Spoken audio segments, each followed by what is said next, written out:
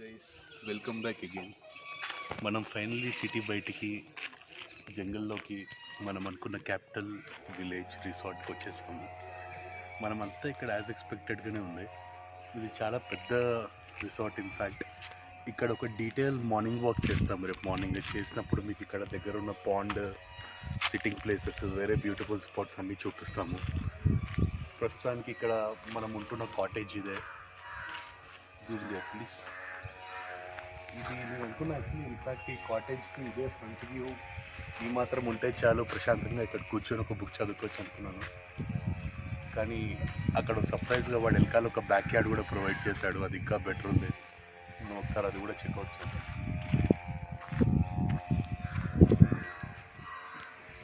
ఇది మన కాటేజ్కి entrance. It's a 2-star property by the వే.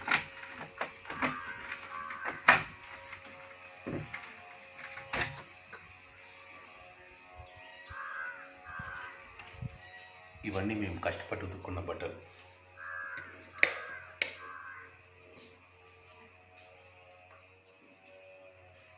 ఈ రిసార్ట్లో టీవీస్ లేవన్నమాట. It's a complete silent resort. ఇక్కడ నుండి full breeze. This is the miraculous back yard.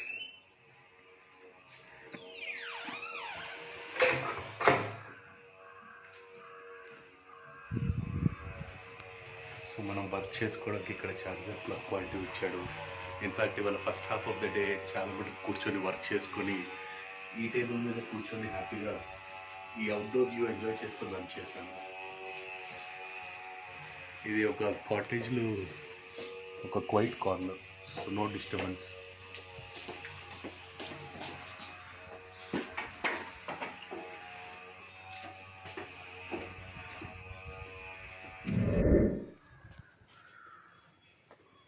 ఇది మన కాటేజ్ బ్యాక్ పడుతుంది.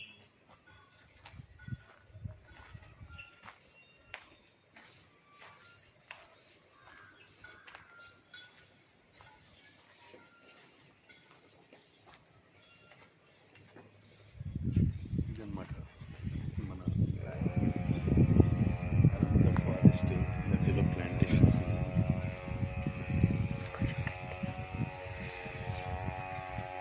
ఇక్కడ పొద్దు నుండి కంటిన్యూస్గా ఒక కరెక్ట్గా 3 కౌస్ మ్యారథాన్ ఈటింగ్ చేస్తున్నాయి. They been eating for 7 hours non stop. అక్కడ బ్రౌన్ కలర్ ఉన్నట్టు జిమ్మి, ఇక్కడ ఇంకో బ్రౌన్ కలర్లో జాకీ, లాస్ట్లో అక్కడ వైట్ కలర్లో చార్లీ. వీళ్ళతో పాటు 2 పొంగులు కూడా వాటి ముగ్గురు మధ్యలోనే ఉన్నాయి మార్నింగ్ నుండి. వాటి పేర్లు మీకు ఇంకా తెలియవు.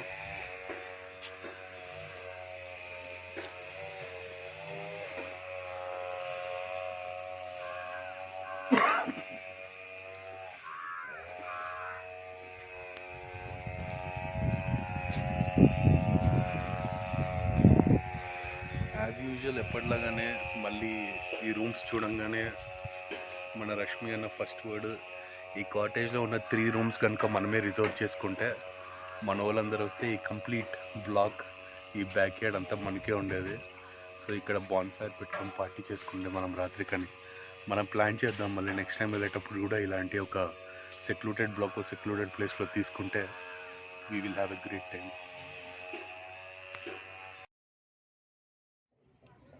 హాయ్ గైస్, మనము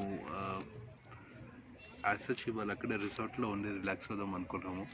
కానీ ఈవినింగ్ ఓకే, ఇంకా కొంతసేపు ఎక్కడికన్నా బయటకు వెళ్ళొద్దామని చెప్పి ఒక 1 hour ఒక చిన్న డీటూర్ వచ్చాము. ఇది మడికేరి ఫోర్ట్ అనమాట. ఈ ఫోర్ట్ చాలా చిన్న ఫోర్ట్ కానీ చాలా ఇంట్రెస్టింగ్ ప్లేస్ యాక్చువల్లీ. ఈ ఫోర్ట్లో 3 సెగ్మెంట్స్ ఉన్నాయి. ఒకటి నా వెనకాల కనిపిస్తున్న ప్యాలెస్ ఏదైతే అన్నిటికన్నా మోస్ట్ రీసెంట్గా కట్టిందో,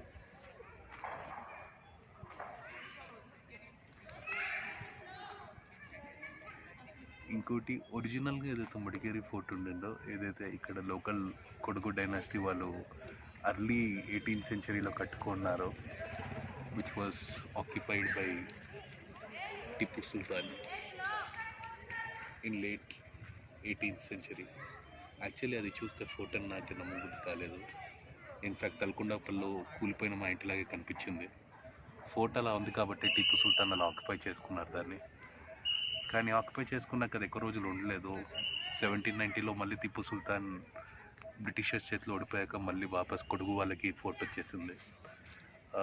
అన్ఫార్చునేట్లీ 1830స్లో వాళ్ళు మళ్ళీ బ్రిటిషర్స్ చేతిలో ఓడిపోయాక 1830 నుండి ఇండిపెండెన్స్ వచ్చే వరకు ఈ Madikeri in British towns Mercara British కంట్రోల్లో ఉండేది. అప్పుడు 1850లో ఒక బ్యూటిఫుల్ చర్చ్ కూడా కట్టారు ఇక్కడున్న ఈస్ట్ ఇండియా కంపెనీ సోల్జర్స్. ఆ చర్చ్లోకి వెళ్ళొచ్చాము. Only one of the oldest churches మీరు చూసింది.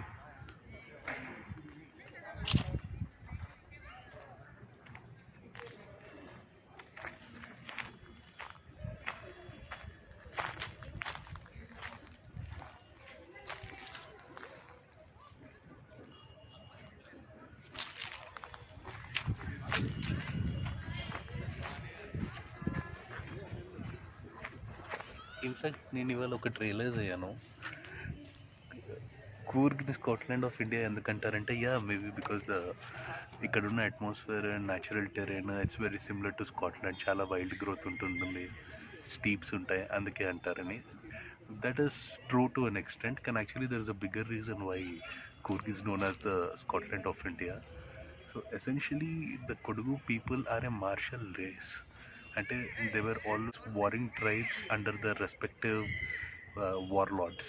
So this style of life of living as war tribes under your own warlord and being at continuous war with other war tribes is a lifestyle very similar to the Scottish tribes that existed around the same period, which is why it was the British who actually started calling this region the Scotland of India, because essentially they had to deal with multiple warlords rather than a single king for this region.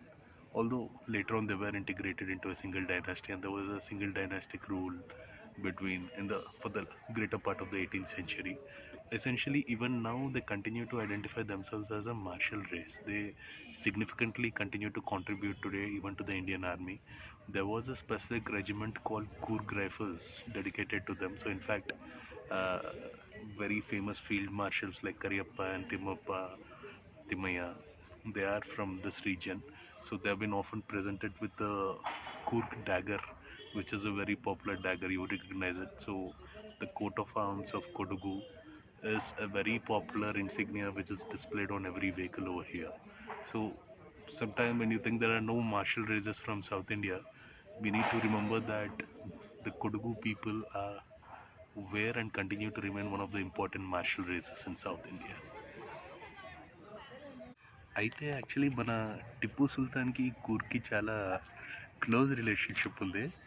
Actually Tipu Sultan వాళ్ళ capital Srirangapatna or Srirangapatna లేదా Mysore is actually only 90 kilometers away from Coorg. So in fact this entire Carnatic region was under occupation of Tipu Sultan except for this tiny region of Coorg. So despite ఎన్నోసార్లు దాడులు చేసినా ఎన్నో attempts చేసినా Tipu Sultan కూర్గ్ను occupy చేసుకోవడానికి చాలాసార్లు fail అయ్యాడు. కానీ ఒక ఫైనల్ బ్లడీ బ్యాటిల్లో ఈ కూర్గ్ను ఆక్యుపై చేసుకున్నారు. ఆ వార్ స్టోరీ వేరే రేంజ్లో ఉంటుంది. అంటే ఒక పక్కన టిప్పు సుల్తాన్, ఇంకో పక్కన మన కూర్గు, ప్రతి సీన్ క్లైమాక్స్ లాగా వరకట్టు ధడేల్ రేంజ్లో ఉంటుంది. ఆ వార్ స్టోరీ ఎట్లా జరిగింది, ఫైనలీ టిప్పు సుల్తాన్ ఎట్లా ఆక్యుపై చేసుకున్నాడు కూర్గ్ని, ఈ స్టోరీ మీకు టునైట్ నేను విత్ డ్రింక్స్ చెప్తాను. కానీ ఆ స్టోరీ కనుక మన రాజమౌళి సార్కి దొరికితే ఒక రొంబ సూపర్ స్టార్ సినిమా చేస్తారనమాట.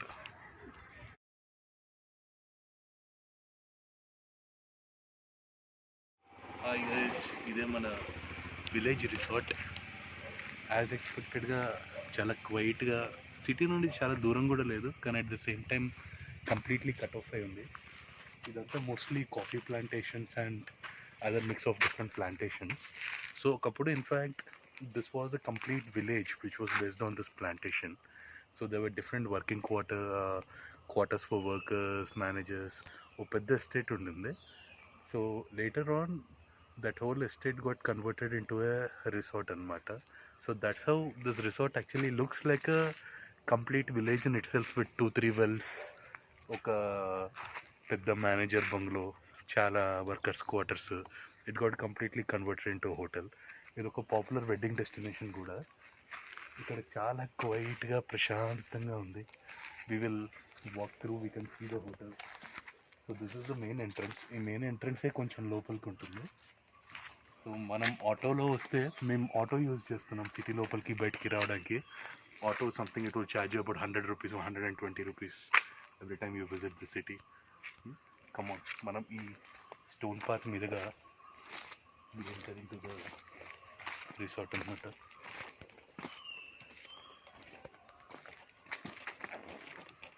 ఇది ఉంది క్యూ పక్కన.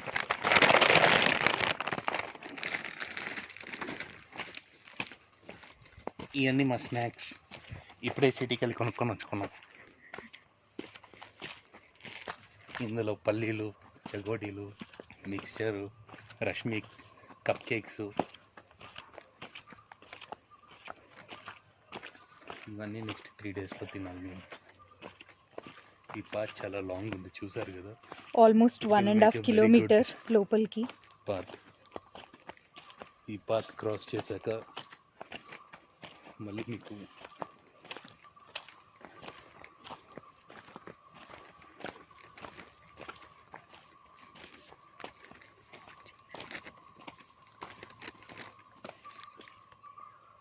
క్రాస్ చేసి లోపలికి వచ్చాము. యాక్చువల్లీ ఈ పాత్లో 2 వైపులా ప్లాంటేషన్ ఉంది.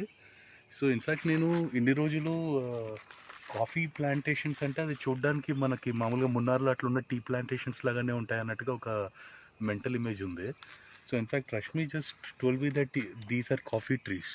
సో ఇట్ సిమ్స్ ఇవి కాఫీ సీడ్స్ అంటే. ఇది నిజమో కాదో మా ఇద్దరికి డౌట్గానే ఉంది. సో అదొక చాలా హానెస్ట్ డౌట్.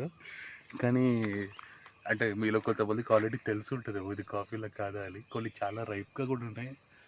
అంటే I always imagine coffee plantations in a very different manner అనమాట. వీళ్ళతో ఐ నెవర్ థాట్ కాఫీ చెట్టు ఇట్లా ఉంటుందని. కానీ ఇది నిజమో కాదో బాగా కూడా ఇంకా తెలీదు. ఒకవేళ కాదు అంటే the joke is on me. We will check out. కొద్దిసేపట్లో గూగుల్ చేసి తెలుసుకున్నాము.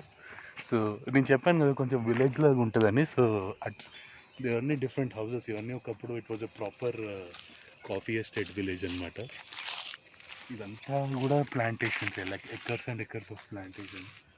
సో ఇక్కడ అన్నీ కూడా ఇల్లులు ఉన్నాయి, ఇవన్నీ ఉన్నాయి. ఈ సెగ్మెంట్ మాత్రం which I think was a final part of the estate, దాన్ని ఒక హోటల్, రెస్టారెంట్, ఒక గెస్ట్ హౌస్ లాగా కన్వర్ట్ చేశారు.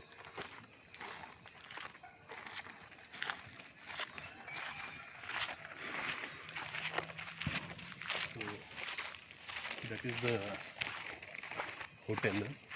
సో ఆ చివరిలోనే మన గెస్ట్ హౌసెస్ ఉన్నది, మన రూమ్స్ ఉన్నది, విచ్ మీరు ఇందాక క్లిప్లో చూసారు. సో ఇక్కడ actually it's not a very hotel as such is not a very big place. I think చాలా లిమిటెడ్ రూమ్స్ ఉన్నాయి ఇక్కడ. I don't think they have more than 15 rooms also. మనం ఉన్న సైడ్ 3 రూమ్స్ కాకుండా ఇంకో కార్నర్లో బ్లాక్లో ఇంకో 10 రూమ్స్ ఉన్నట్టున్నాయి. So it's a very small yet a very self-sufficient place.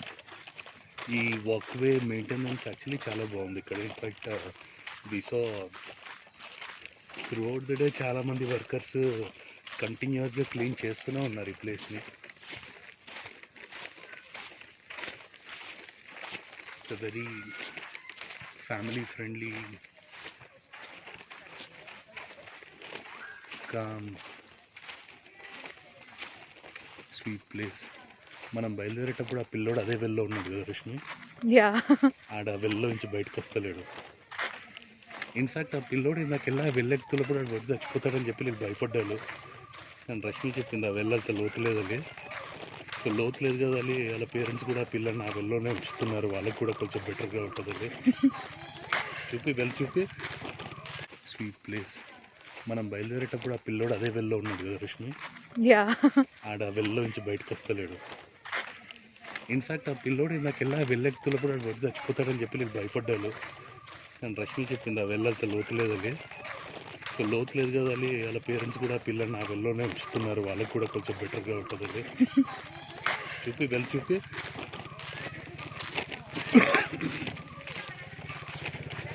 ఇలాంటి వెల్స్ ఉంటే పేరెంట్స్కి చాలా కన్వీనియంట్ అనమాట. ఆ పిల్లోని దానిలో పడేస్తారు, నుంచి బయటికి రాకుండా అల్లరంతా దానిలోనే చేసుకుంటాడు. ఇప్పుడు మనము ఇక్కడ చిన్న లేక్ ఉంది, ఆ లేక్కి వెళ్ళి మనము ఏం తీసుకున్నాం మనం తాగడానికి? పేపర్ బోట్ తాగి పల్లీలు తిని ఒక చిన్న సన్సెట్ పిక్నిక్ చేసుకున్నాం అనమాట. One of the most beautiful places in our resort ఇది. ఆ లేక్ ఉంది చూసారా, అది దీనే lake of the weeping lady అని అంటారు ఇక్కడ. ఈ లేక్ వెనకాల కూడా ఒక చిన్న విషాద గాథ. అప్పుడే అయిపోయింది అనుకోకు, ఇప్పుడే మొదలయ్యింది.